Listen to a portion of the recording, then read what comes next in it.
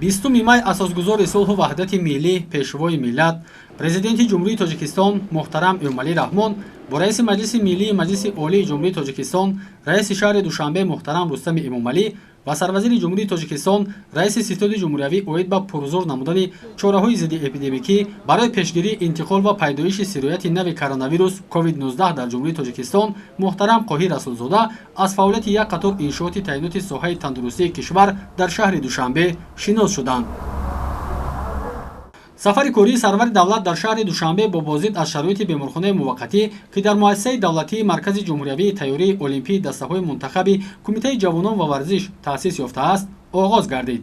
ба президенти мамлакат иттилоъ дода шуд, ки беморхонаи муваққатӣ дар доираи дастгирии сиёсати иҷтимоии ҳукумати ҷумҳурии Тоҷикистон ҷиҳати ба табобат фаро гирифтани 350 нафар беморони гирифтори коронавирус COVID-19 аз тарафи роҳбарияти мақомоти иҷроияи ҳокимияти давлатии шаҳри Душанбе ва як қатор соҳибкорони бо нангу номуси ватан дар муҳлати як ҳафта созмон дода шуд.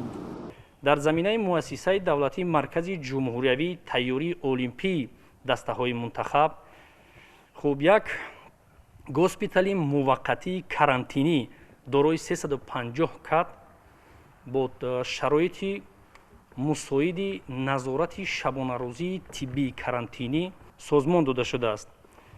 бояд қайд намуд, ки госпитали муваққатӣ ба ду қисм, яъне қисми сурх барои шахсоне ки назорат бурда мешаванд ва қисми сабз барои кормандони соҳаи тандурустӣ ва қисми хизматрасонӣ пешбинӣ шудааст. дар беморхонаи муваққатӣ шароити хуб муҳайё гардида, ҳамзамон он дорои ошхона барои 150 нафар, ҳаммом ва дигар таҷҳизоти тиббӣ мебошад. ба муассисаи мазкур табибони ботаҷриба ҷалб гардида, дар он маводи доруворӣ таъмин гардидааст. ҳамчунин рахти хоб, ҷойи либоси вазкунӣ, ҷевон барои гузоштани маводи доруворӣ дар назди бемор ва дигар лавозимоти зарурӣ таъмин гардида, аз ду тараф бо дарозии 170 метр таҷҳизоти ҳавотозакунӣ насб шудааст. дар ин ҷо 7 ҳуҷраи кории табибон ва духтурони соҳавӣ, шӯъбаҳо барои қабул ва табобати беморон, ташхисгоҳ, ҳуҷраи махсус барои нигоҳдории доруворӣ ва таҷҳизоти тиббӣ, ҳуҷраҳои ёрирасони техникӣ, ҷойи шустушӯй ва дигар шароити зарурӣ муҳайё мебошанд. дар ин мавзеъ бо дастгири ҳукумати ҷумҳурии Тоҷикистон ва соҳибкорони ватанӣ 350 ҷойи захиравӣ оид ба гузарондани шаҳрвандон аз карантин шароит муҳайё карда шудааст. президенти ҷумҳурии Тоҷикистон муҳтарам Эмомалӣ Раҳмон зимни боздид аз беморхонаи мазкур мақомоти дахлдор ва масъулини соҳаро вазифадор намуданд, ки бо дар назардошти вазъияти имрӯза таваҷҷӯҳи бештарро ба ташхису табобати дуруст ва нигоҳубини беморон равона намуда, ба мардум содиқона хизмат намоянд.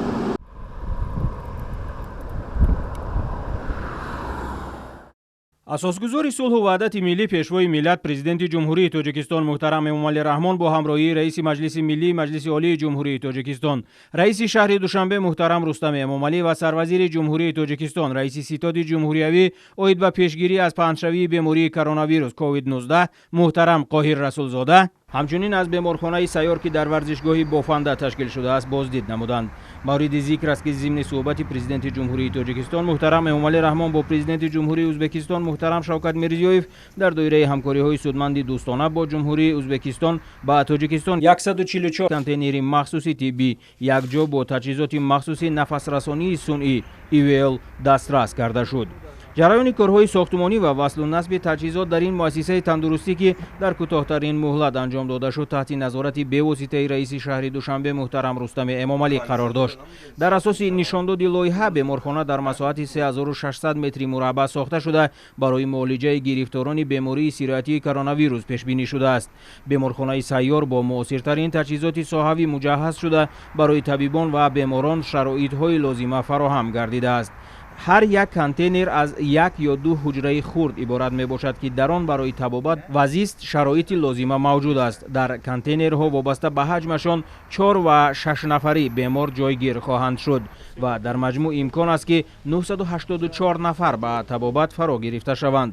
аз тарафи мақомоти иҷроияи ҳокимияти давлатии шаҳри Душанбе васлу насби таҷҳизот ба анҷом расида, корҳои чароғонсозӣ ва мумфаршкунии гирду атрофи муассиса пурра ба итмом расидааст. бо дастгирии асосгузори сулҳу ваҳдати миллӣ, пешвои миллат, президенти мамлакат муҳтарам Эмомалӣ Раҳмон боз як беморхонаи сайёр дар майдони бофандагӣ воқеъ дар шаҳри Душанбе барои 984 бемор ба истифода дода шуд. дар ин беморхона тамоми шароит барои беморон ва табибон фароҳам оварда шудааст. дар дохили ҳар як контейнер бо рахти хоб, телевизор, кондиционер ва дигар лавозимотҳои зарурӣ таҷҳизонида шудааст. дар ин беморхона бо мутахассисони ботаҷриба бо дорувориҳои зарурӣ ва дигар лавозимотҳое ки барои беморони сироятӣ лозиманд пурра таъмин карда шудааст. ин ҳама барои боз ҳам беҳтар кардани сатҳу сифати хизматрасонии тиббӣ ба аҳолӣ мусоидат мекунад. мо табибон аз ин имкониятҳо истифода бурда шабу рӯз барои ин беморон хизмат мерасонем. аз тарафи ҷумҳурии Ӯзбекистон 144 контейнерҳо бо назардошти таҷҳизонидан ворид гардиданд ва дар манамин майдоне ки ҳозир мо ҳузур дорем аз тарафи ҷамъиятҳои ватанӣ бо хатҳои муҳандисии беруна васлу насб гардиданд. дар рафти васлгардонӣ ва насб васл зиёда аз 300 коргарону мутахассисон ва 30 техника иштирок намуданд. ба андешаи мутахассисони вазорати тандурустӣ ва ҳифзи иҷтимоии аҳолии ҷумҳурии тоҷикистон беморхонаи сайёр сарбориро дар беморхонаҳои амалкунандаи пойтахт коҳиш дода ба минтақаи карантинӣ табдил хоҳад ёфт. пешвои миллат муҳтарам Эмомалӣ Раҳмон зимни шиносоӣ бо имкониятҳои беморхонаи сайёр аз сатҳи муносибати ҳамкориҳои ду давлати дӯст Тоҷикистону Ӯзбекистон андешаронӣ карда кӯмаки кишвари ҳамсояро дар ин рӯзҳо намунаи барҷастаи робитаи мутақобилан судманд маънӣ дод карданд. Сарвари давлат ба роҳбарияти мақомоти иҷроияи ҳокимияти давлатии шаҳри Душанбе ва сохторҳои зертобаи он, соҳибкорони ватандӯст ва шахсони ҳимматбаланду ширкатҳои сохтумонии маҳаллӣ барои анҷоми босуръату сифати корҳои сохтумонӣ дар ин иншоот арзи сипосу миннатдорӣ карданд. танҳо имрӯз бо иштироки президенти ҷумҳурии тоҷикистон муҳтарам Эмомалӣ Раҳмон дар беморхонаҳои муваққатии пойтахти мамлакат шаҳри Душанбе барои қабули беморони мубталои коронавирус 3000 ҷой муҳайё карда шуд. ҳамчунин президенти ҷумҳурии тоҷикистон муҳтарам Эмомалӣ Раҳмон бо раиси маҷлиси миллии маҷлиси олии ҷумҳурии тоҷикистон, раиси шаҳри Душанбе муҳтарам Рустами Эмомалӣ ва сарвазири мамлакат, раиси ситоди ҷумҳуравӣ оид ба пешгирӣ аз паҳншавии бемории коронавирус COVID-19 Хоҳӣ Расулзода бо рафти корҳо дар хобгоҳи нави Донишгоҳи миллии Тоҷикистон ки ба беморхонаи муваққатӣ табдил дода шудааст, шинос шуданд. иншооти мазкур аз 12 ошёна ва таххона иборат буда, дар он тибқи дастури пешвои миллат 650 кати хоб барои қабул ва табобати шахсони мубталои бемории нави сироятӣ ҷой дода мешавад. ҳуҷраҳои корӣ бо таҷҳизоти тиббие ки барои муолиҷаи гирифторони бемории сироятӣ зарур аст таъмин буда, ҳамчунин мутахассисони баландихтисос дар беморхонаи муваққатӣ ба кор ҷалб гардиданд. ба пешвои муаззами миллат иттилоъ доданд ки иншооти нав дорои 208 ҳуҷра буда, ҳамчунин дар тамоми ошёнаҳо утоқҳои алоҳидаи ёрирасон мутобиқ ба талаботи замон бунёд гардида, дар ҳар як ошёна ошхонаи замонавӣ муҷаҳҳаз гардонида шудааст.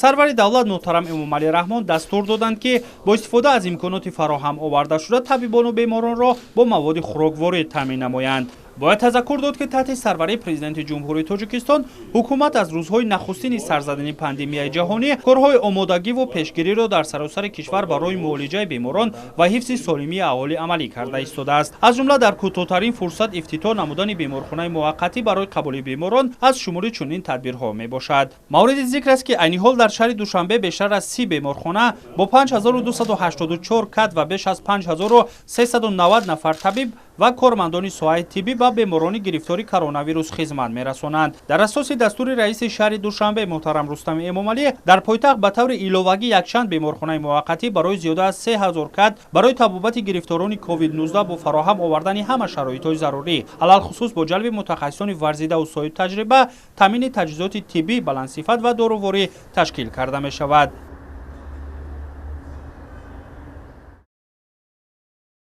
20 май асосгузори сулҳу ваҳдати миллӣ, пешвои миллат президенти ҷумҳурии Тоҷикистон муҳтарам Эмомалӣ Раҳмон бо раиси маҷлиси миллии маҷлиси олии ҷумҳурии Тоҷикистон, раиси шаҳри Душанбе муҳтарам Рустами Эмомалӣ ва сарвазири мамлакат, раиси ситоди ҷумҳуриявӣ оид ба пешгирӣ аз паҳншавии бемории коронавирус کووید 19 محترم قاهر رسولزاده به گیمناز حربی به نام واریسان کوروش کبیر قشون‌های سرحدی کمیته دولتی امنیت ملی تشریف آورده از وضع انشاءات که همچون بیمارخانه استراحتی موقتی برای قبول بیماران تشکیل گردیده است شناس شدند.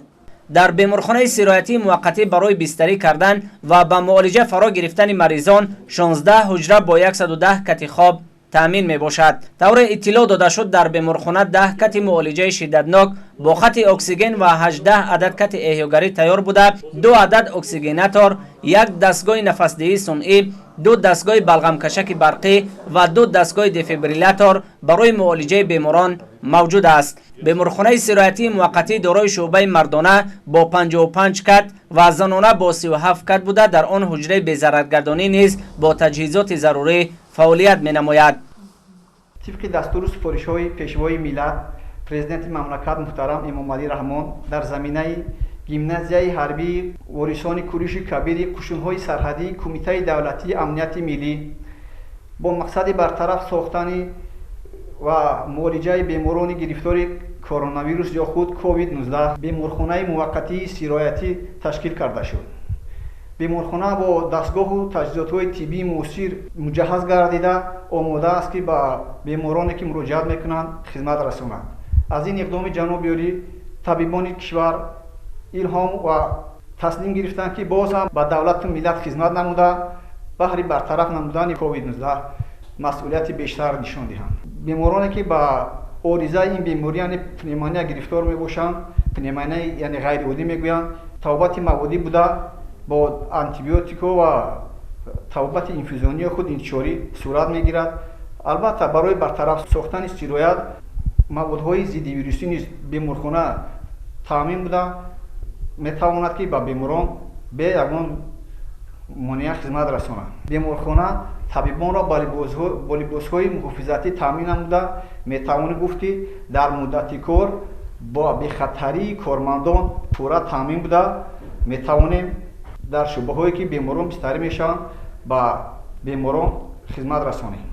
در شعبه احیای بیمارخانه 4 کت فونکسیونالی و دستگاه های خرد احیاگری برای طبابت معالجه گرفتاران بیماری های استراحتی تامین کرده شده است. سرور دولت محترم امامعلی رحمان ضمن شناسایی با شرایط مهیا گردیده در بیمارخانه استراحتی موقتی به مسئولان جهت استفاده پرثمر از اقتدارهای موجوده برای طبابت سریوقتی بیماران دستور و هدایت‌های سودمند دادند. در بیمارخانه استراحتی موقتی 42 نفر متخصص ساحه تندرستی از جمله 13 طبیب، 30 کارمند میانه ساحه طب برای طبابت معالجه همه‌جانبه بیماران به فعالیت جلب کرده شده. آنها با تمام دستگاه و تجهیزات ضروری، لباس‌های محافظتی، عینک، دستپوشک و نقاب‌های طبی تامین می‌باشند. بیمارخانه استراحتی موقتی همچنین دارای آشخانه جوابگو به طلبات امروز است. 20 مای اساسگذاری صلح و وحدت ملی پیشوای ملت پرزیدنت جمهوری تاجیکستان محترم امامعلی رحمان با رئیس مجلس ملی مجلس عالی جمهوری تاجیکستان رئیس شهر دوشنبه محترم رستمی امامعلی و سروزیر مملکت رئیس ستاد جمهوریوی اوید به پیشگیری از پهنشوی بیماری کرونا ویروس کووید 19 محترم قاهر رسولزاده در کوچه رحمان نبیفی پایتخت از شرایط بیمارخانه نوبنیاد برای قبول بیماری‌های استراحتی دیدن نمودند. بیمارخانه در مساحت 14200 متر مربع بنیاد شده. آن از 6 آشیانه و تهخانه عبارت می باشد.